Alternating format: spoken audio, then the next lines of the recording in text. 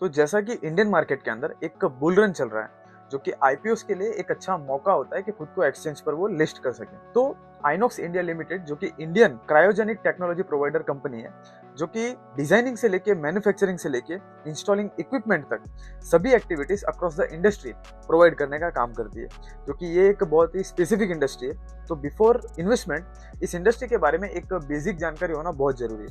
तो यहाँ पे ये जो क्रायोजेनिक टेक्नोलॉजी होती है, इसका मतलब क्या होता है कि यहाँ पे जो ये क्रायो है, ये एक ग्रीक वर्ड है कि जिसका मीनिंग होता है कोल्ड। मतलब across the industry varieties of technology, equipments and system के थ्रू एक ऐसा इंफ्रास्ट्रक्चर रेडी करके देना कि जहाँ पे एक अल्ट्रा कोल्ड टेम्परेचर को लाया जा सके, कि जिसका मेन काम क्या होता है कि जो भी रिक्वायर्ड इंडस्ट्रियल गैसेस होती हैं उनको लिक्विड फॉर्म में कन्वर्ट करना, क्योंकि इतने लोअर टेम्परेचर में ही जो सब्सटेंस होता है वो अपने फॉर्म को चेंज कर सकता है। फॉर एग्जांपल जैसे कि 0 डिग्री सेल्सियस पर वाटर जो है वो आइस में कन्वर्ट हो जाता है। हालांकि ये एक क्रायोजेनिक्स का एग्जांपल नहीं है, क्योंकि क्रायोजेनिक्स में जो स्टार्टिंग टेम्परेचर होता है वो -160 डिग्री सेल्सियस या तो उससे कम में ही हो सकता है। फॉर एग्जाम्पल जैसे कि जो मोस्ट कॉमन इंडस्ट्रियल गैसेज हैं कि जिसमें nitrogen, oxygen, carbon dioxide, hydrogen, helium, acetylene, तो इस तरह की गैसेस शामिल होती है कि जिनको लिक्विड फॉर्म में कन्वर्ट करने के लिए इस क्रायोजेनिक टेक्नोलॉजी का इस्तेमाल होता है।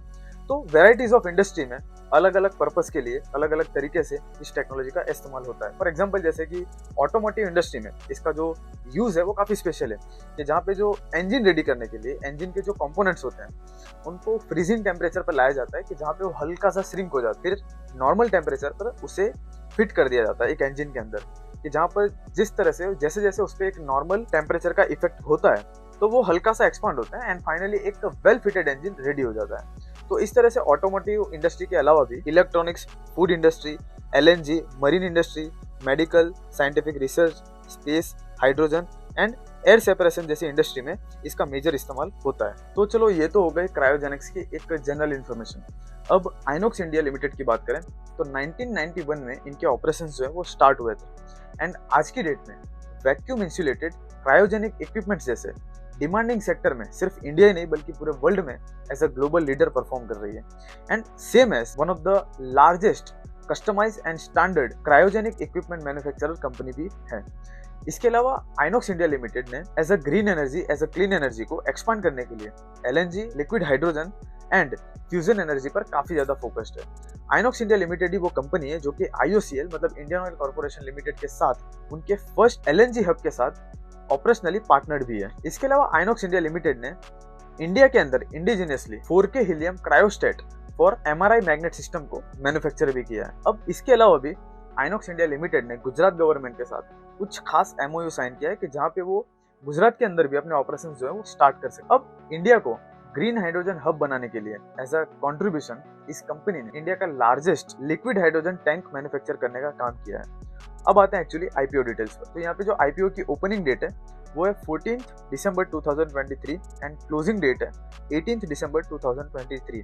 कंपनी ने जो प्राइस बैंड रखा है वो 627 टू 660। टोटल इश्यू साइज है वो 1459 करोड़ का है, जो कि कंप्लीटली ऑफर फॉर सेल है। मतलब पैसा जो है वो कंपनी के हाथ में नहीं जाएगा, जो ऑलरेडी स्टेक होल्डर्स हैं उनके हाथ में जा सकता है। अगर फर्दर डिटेल्स की बात करें तो कंपनी का जो मार्केट कैप है वो 5986 करोड़ का है। टोटल आईपीओ में 35% जो है वो रिटेल इंडिविजुअल्स के लिए, लिस्टिंग डेट जो है वो 21 दिसंबर 2023 रखी गई है। अब आते हैं मोस्ट इंपॉर्टेंट पॉइंट पर, पिछले 5 साल के कंपनी के फाइनेंशियल्स के जिसको ट्रैक करने की कोशिश करें। तो अगर नेट सेल्स की बात करें तो 2018 में 449.77 करोड़ था, 2019 में 645.25 करोड़ था, 2020 में 640.01 करोड़ था एंड 2021 में 587.44 करोड़ था, 2022 में 778.35 करोड़ था। नेट प्रॉफिट की बात की जाए तो 25.54 करोड़ था, 2019 में माइनस में था तो -23.93 करोड़, 2020 में 70.64 करोड़ था, 2021 में 97.76 करोड़ एंड 2022 में अच्छा खासा उछाल आया 130.48 करोड़ के। अगर बोरोइंग्स की बात करें तो 2018 और 2019 में है जो कि 87.60 करोड़ है एंड 2019 में 59.20 करोड़ है। 2020 में काफी कम हो गया 6 करोड़ एंड 2021 एंड 2022 में 0 हो गया। टोटल एसेट्स की बात करें तो 2018 में 767.40 करोड़ था, 2019 में 697.33 करोड़ था, 2020 में 651.36 करोड़ एंड 2021 में 720.29 करोड़ था, 2022 में 920.20 करोड़ था। अब यहाँ पे कुछ बहुत ही ज़्यादा इंपॉर्टेंट रेशियोज हैं, फॉर एग्जांपल जैसे कि प्राइस टू अर्निंग रेशियो जो कि 39.21 टाइम्स है एंड जो अर्निंग पर शेयर है वो 16.83 टाइम्स है। हालांकि कंपनी का जो ROC एंड ROE है वो कुछ ज़्यादा ही अच्छा है, लेकिन इसी प्रोपोर्शन में कंटिन्यू करना किसी भी कंपनी के लिए बहुत ज़्यादा मुश्किल है, लेकिन फिलहाल जो है वो बहुत अच्छा है। मतलब जो ROC है वो 36.53% है एंड जो ROE है वो 27.79% के अराउंड है। तो कंपनी एक वेल डिफाइंड नीश एरिया में काम करने वाली एक इंडियन कंपनी जिसके फाइनेंशियल्स काफ़ी अच्छे हैं एंड बहुत ही अच्छे ग्रोथ प्रोस्पेक्ट्स के साथ कंपनी काम कर सकती है कि जिसके पास एक अच्छी ऑर्डर बुक भी है। तो फाइनली अगर कंपनी की इन्फॉर्मेशन अगर आपको अच्छी लगी हो तो आप इसे जरूर लाइक कीजिए एंड चैनल को भी सब्सक्राइब कीजिए।